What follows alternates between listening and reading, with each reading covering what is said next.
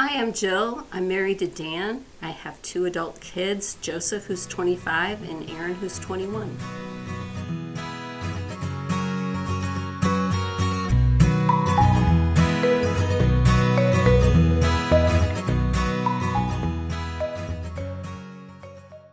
In John 15:1 and 2, Jesus says, I am the true vine, and my Father is the husbandman. Every branch in me that beareth not fruit, he taketh away. And every branch that beareth fruit, he purgeth it, so that it may bring forth more fruit. This was a great year for blackberries. The canes grew like crazy, and the fruit was big and flavorful. Sure, I know blackberries grow on canes and not vines, but they are similar in many ways. In fact, God's growing process for us is very much like the pruning process for blackberries.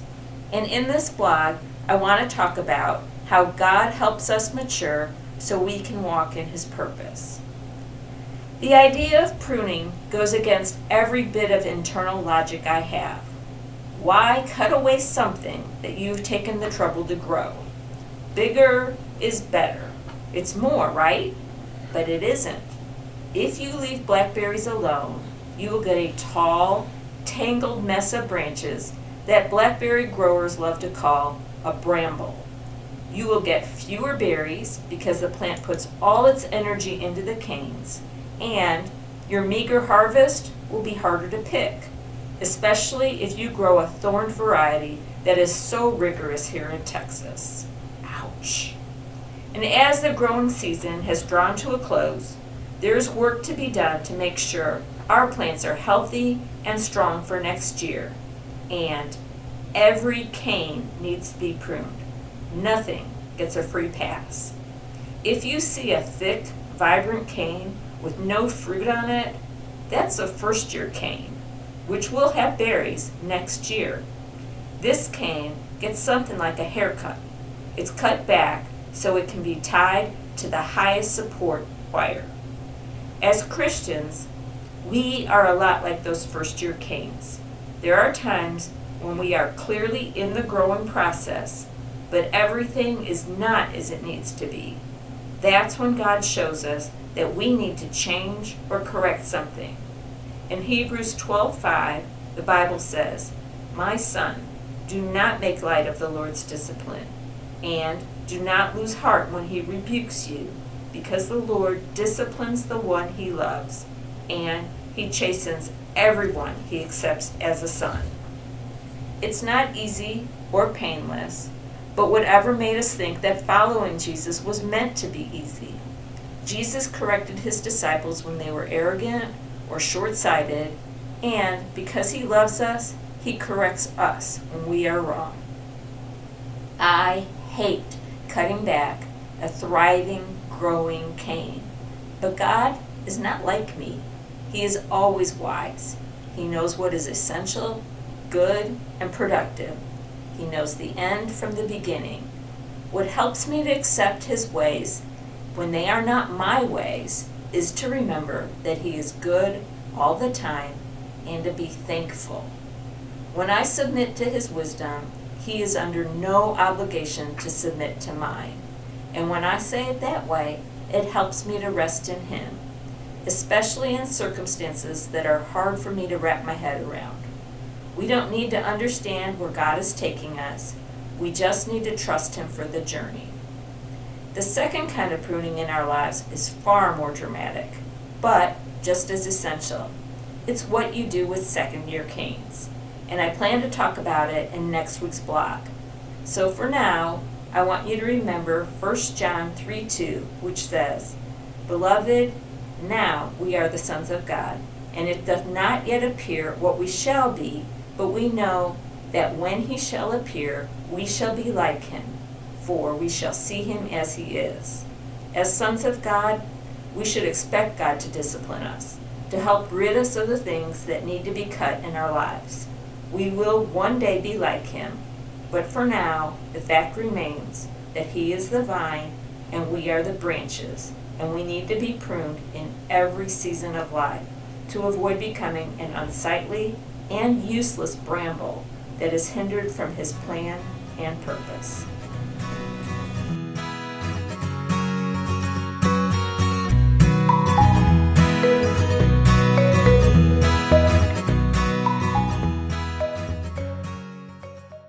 Good afternoon, Jill.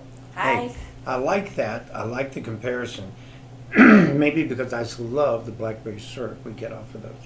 But in the beginning, what you actually were saying was that people have a tendency to look on appearances, what it looks like, but God has a tendency to look at purpose, what it's going to produce.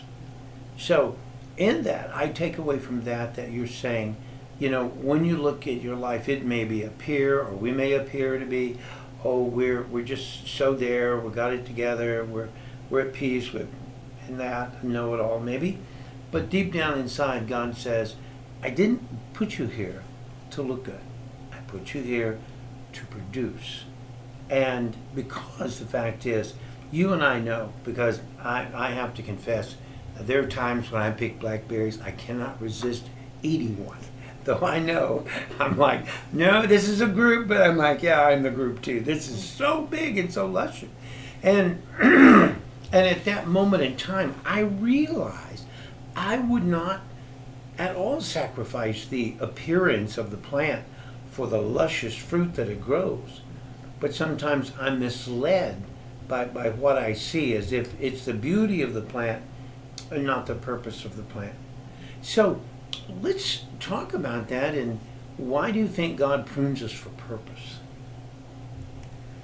Well, if he doesn't cut back the things in our life, they stop us from purpose. Mm-hmm. So, like if you wanted to minister to someone or be a friend to them, but you were arrogant or inconsiderate or selfish or whatever, you wouldn't be able to do what you're supposed to do. You have to get rid of those parts in you that you don't know are there, but they need to disappear.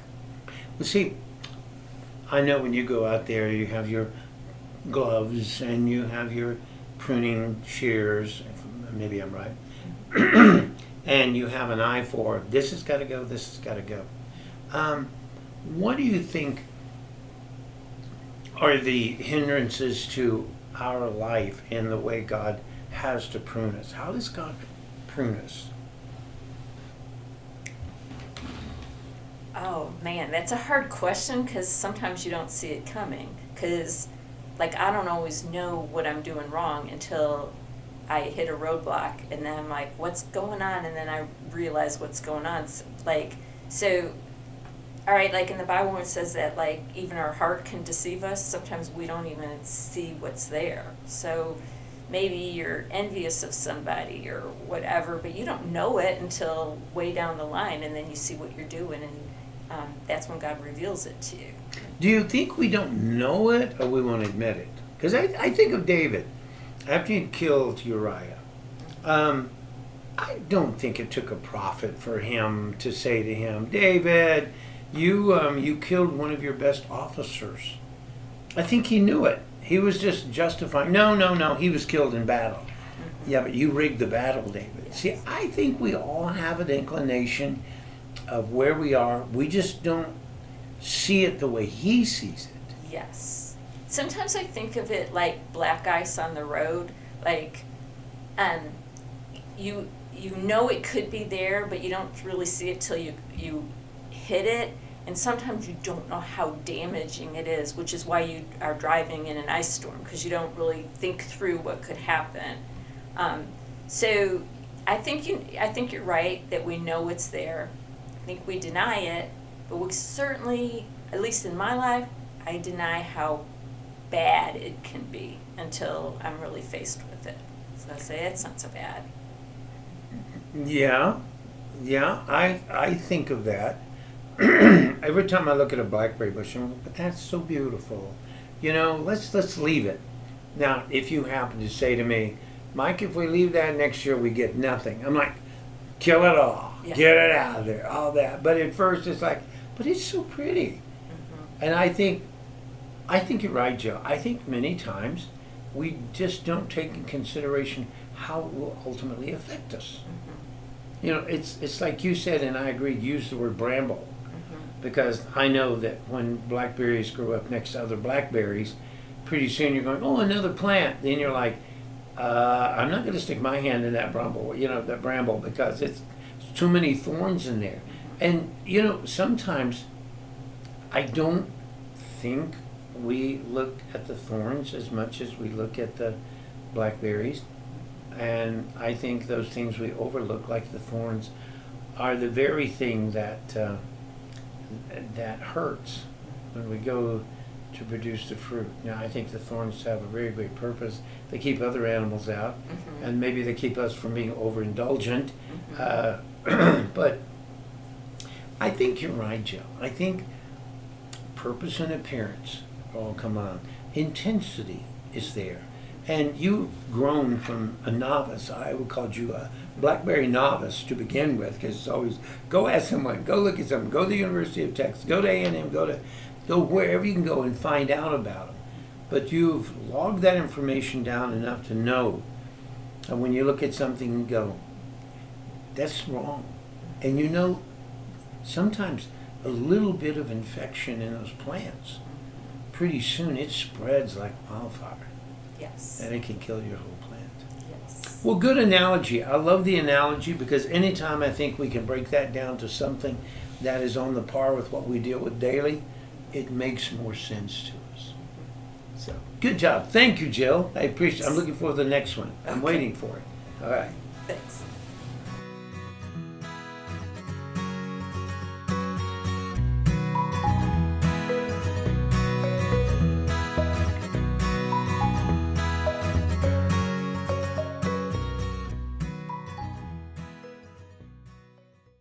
Hey y'all, thanks for joining us for Around the Supper Table.